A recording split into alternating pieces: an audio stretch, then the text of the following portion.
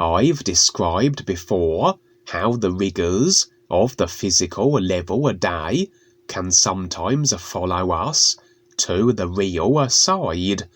That for me, with my current job at a supermarket, how the focus and attention it has demanded reflects then initially on the real side, in that the first portion of my real side experiences will have me in a recreated version of my day job, and then the experiences will shift from this to those of more awareness bolstering assignment orientated themes.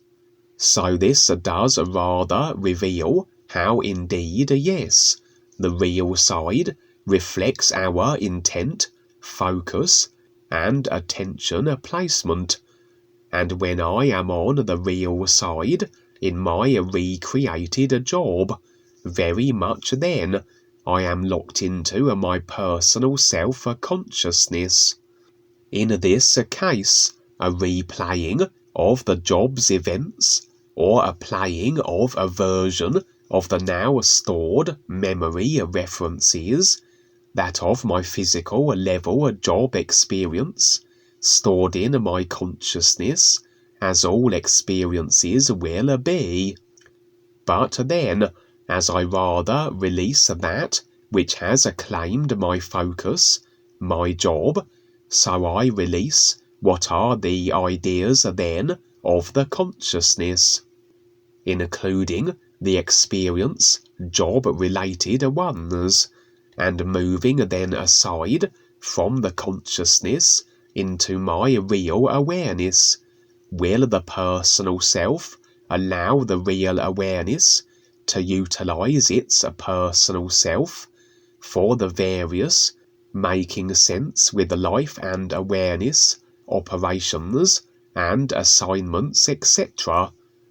But while I am in my personal self at the initial stage of real side experiences, if this is the case, this is the time when dark force agents will strike and other affiliated, influenced beings.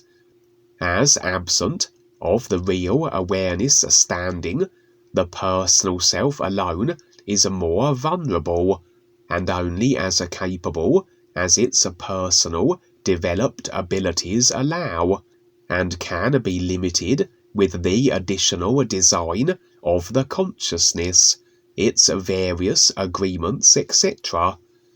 So oftentimes I am aware that attacks take place in all their forms during these early stages of the real side experiences, as this is the best time for ill-intended individuals to strike.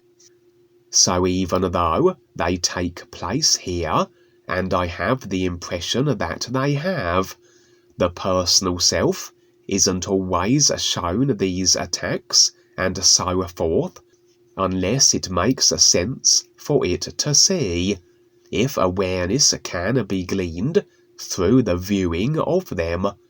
After all, everything is experience, and we can as readily learn what not to do through the effects we generate as a result of our poor choices, or through sitting in the personal self that makes it more likely to experience attacks, and so to learn to be more indifferent to what is a rather stressful job and not invest emotionally in it, etc. On this occasion, I would be shown the early experience of my being in my place of work, just as I said, a recreation of the general duties involved, but with a variation. It is the real side after all, and not limited to how things have been decided to be on the physical through a consciousness. After my work duties, I would be in my recreated physical level house on the real side, representing the consciousness, still very much then suggesting a standing in the personal self at that point. However, looking out the window, there would be the gathering of a storm, and the most ominous, dark and oppressive clouding would fill not only the sky, but the street as well, somewhat obscuring it. A reminder, I would suggest, that time is running out, as our other new friends have been warned on the real side, that indeed there is a great tumultuous storm coming. The scene would switch, and still in my personal self, would I be confronted with an array of individuals who not only did my current personal self-memory references lack information regarding, I did not personal self-recognize them, but they also were accusing me of indiscretions and unsavoury acts. The impressions the personal self did receive were that these were past lifetime situations involving myself and my accusers, and so had indeed occurred. This had the result of having my personal self apply the emotional idea of guilt, and this I have experienced before on the real side, where I am accused of certain past lifetime transgressions and react with this particular created emotional response. When it comes to the personal self, with guilt, if you create it, you tend to want to alleviate it by accepting whatever terms, conditions that will have it removed.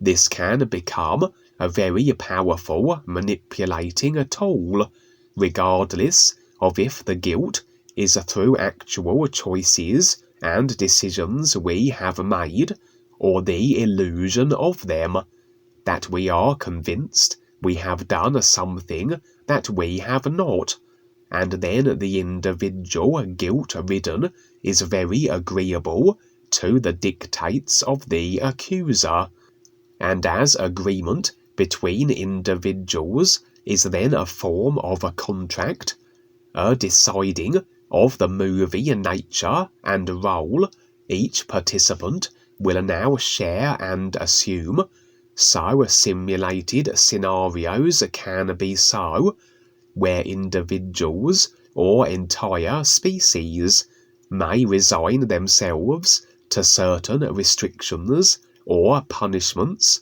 through the inciting of guilt. And this would be so in this experience. My personal self-guilt would have me in agreement, which permitted my accusers of punishing me any way they saw fit. This, in fact, took the form of me being locked in a kind of a cage, for, although the experience was brief, what seemed like months in a so-called time. At this point, my view had switched, however, to a third-person perspective of my simulated caged self, my real awareness overview position, and rather observing then the effects the personal self had decided and agreed upon through the guilt the personal self had created as a result of the past lifetime transgressions. And then came the moment of my execution, it would seem, as my accusers had constructed a very elaborate machine that effectively, with my simulated self strapped to it, would sever my head from my shoulders. Although, as I said, at this point I had rather dissociated myself from the consciousness, the personal self, and all the created ideas, such as the guilt, etc. But it was as though I was still to have the effects play out.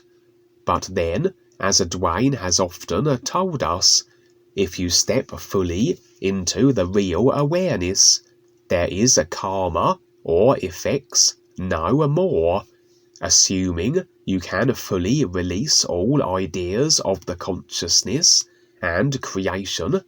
In this case, I was at least releasing the ideas associated with this situation, the past lifetimes, the additional ideas I had created in response. For yes, we have all been the villains and been involved in less than favourable acts. But what's always important is what we are now, in this moment, and all experience in creation, regardless of its nature, is just that, experience to facilitate the recognition of the ears. This doesn't mean then we can do what we like, and it doesn't matter, for we will walk into the effects of ourselves, and abrasive choices and decisions will affect circumstances and situations in equal measure, maybe not tomorrow or even in this lifetime, but we always are in creation, the experience of our choices, decisions, intent, and agreements eventually. Anyway, just as I was about to lose my head, quite literally, this releasing of agreement then to the situation and all the ideas that made it up would allow the interjection of another. For we can be assisted, rescued, etc. But like everything that happens in a simulated creation, it is agreement dependent. We have to decide on rescue potentials, and then others can assume that role. In theory, I could have extricated myself then, what with agreement released, but instead, a woman would enter the scene. She was wreathed in a glowing golden light. Her hair was long and blonde, and my impressions were that she either was a real guide or Ava, and I would lean more toward the latter. She reminded me a little of She-Ra from the He-Man cartoons. What would be He-Man's female equivalent, with the striking appearance she had, and with her powers she dismantled the apparatus that was about to behead my simulated self, and demanded that my accusers desist with this nonsense, which they did, and they looked very sheepish and apologetic with lowered heads, as though realizing and recognizing the nonsensical nature of their actions, despite how justified they had previously felt. But then another being manifested in the scene, a giant of a man, with a very prominent jaw, looking human enough, but with an air of authority. My impressions were that this was an extremely highly placed, dark force and powerful creationally based being, backed then with much by way of agreement, which had him in such a lofty position, and he demanded that I must be executed and answer for my crimes. But as powerful as he was, and possibly he may have been a life-level god, he lacked that which my rescuer possessed, a real awareness, recognition, and standing. And awareness, real awareness, the isness, is aside from creation, and untouchable by it. The only way awareness can be impacted by creation is if ideas of it are agreed to. If agreement is extended to these various powerful beings and so forth, which allows them to wield their power and impact our simulated experience therefore.